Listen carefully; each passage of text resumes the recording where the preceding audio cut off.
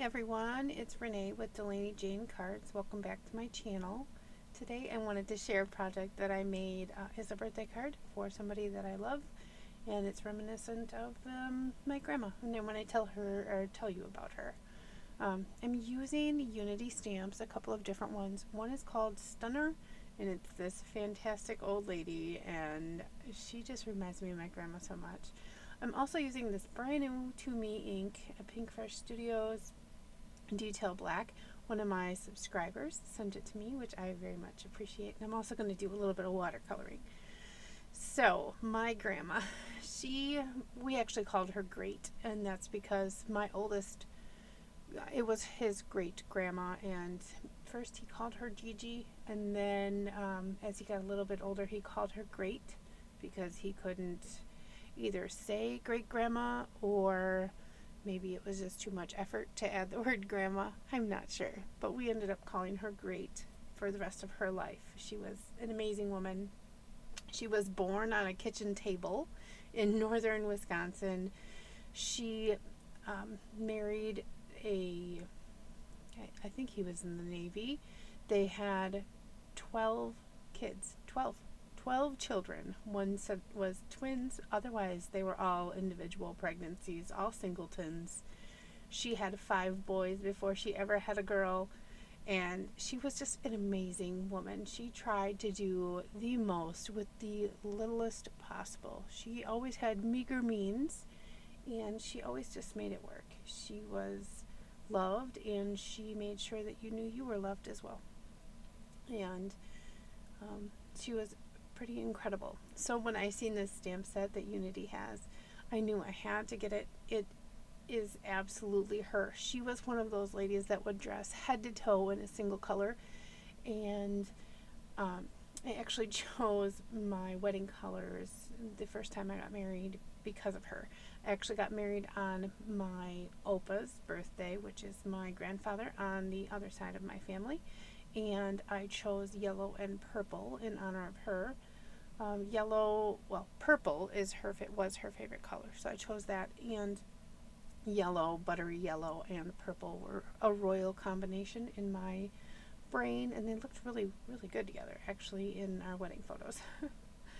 So while I've been talking to you here, I am using my General's Kimberly watercolor pencils. I have a 12 count of them. They are actually my favorite watercolor pencils of all times. I've had them forever, and I just enjoy them. They have the right colors to make all the colors.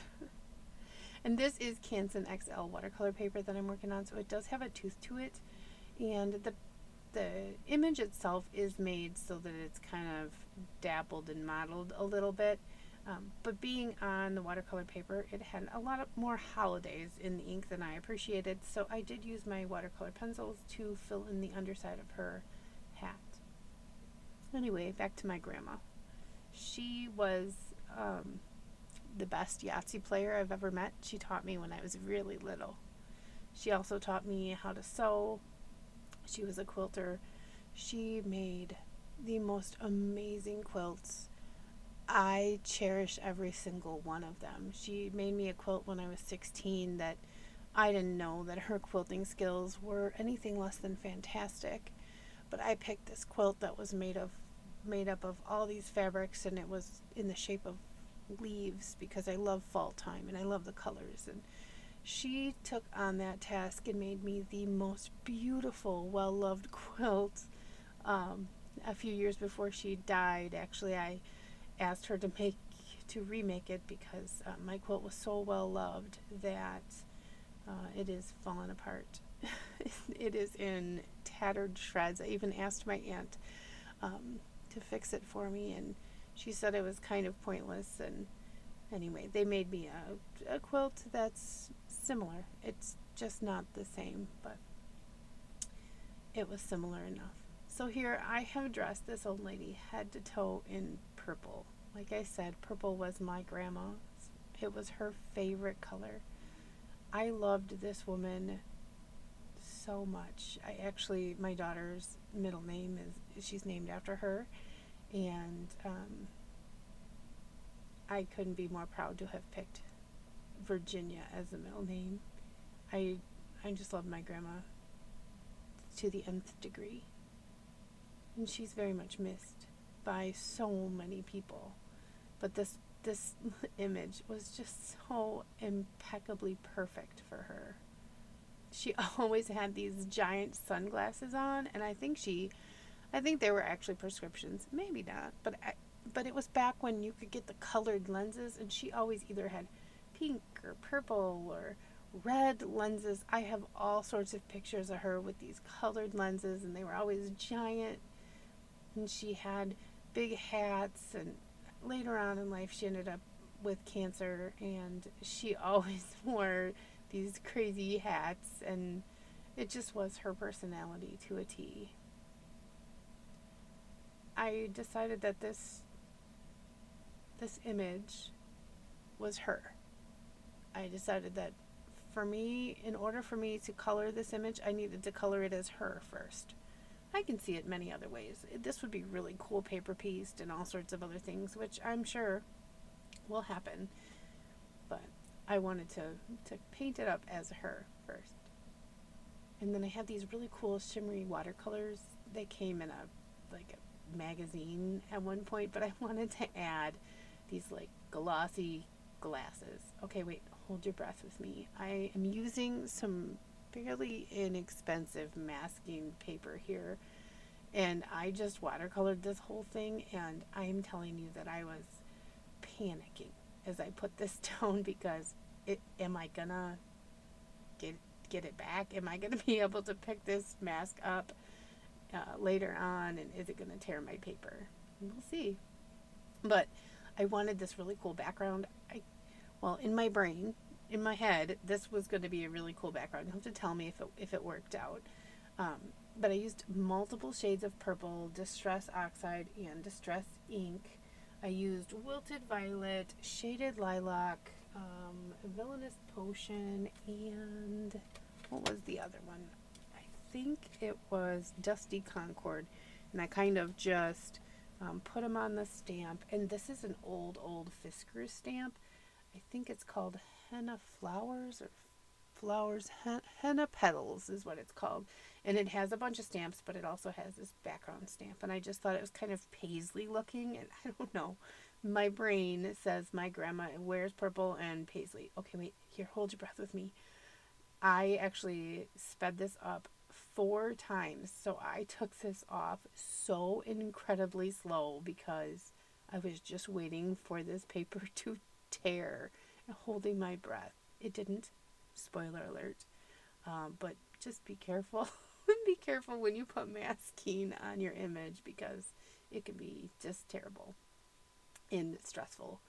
So what I did here is, because I used the distress lines, the oxides and the inks, they are reactive with water, so I decided to kind of blur this background. I wanted it to kind of look like paisley print, and I wanted it to be just smooshy watercolor, because like I said, she was a quilter, and she taught me that when you look at fabric, and the same goes for paper, pattern paper, if you can squint your eyes and you see a solid, no matter what the pattern is, it'll look like a solid in whatever you're doing. If you're making a quilt or you're paper piecing or whatever.